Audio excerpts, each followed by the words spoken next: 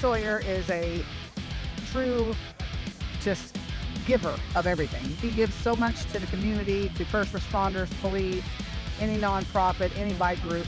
And so it was our turn today to give back to him just a little thank you of a new flagpole and a new flag, because his poor little thing, Glory, it waved proudly, but it needed some help. Hey, I'm Tony Sawyer, owner of Bob's Downtown Restaurant.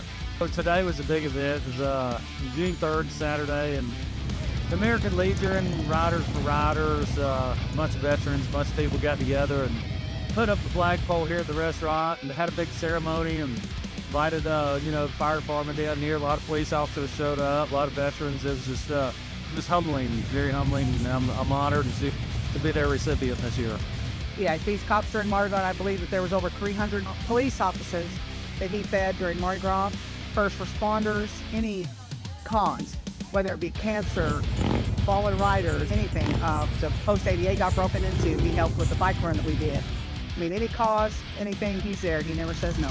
I help these different local bike clubs around here, motorcycle clubs and riding clubs, and raise money and let them come in here and do a stop here. I cook breakfast, donate the rest of the money to them. And, they're coming down to pay homage to me and to the staff here at the restaurant. And it's just, it's cool. It's very cool, man. Not only is Tony awesome, but their staff is amazing. They work beyond everything, elements, occasions, work for him, and they meld together. They've got a very good relationship, so they meld together.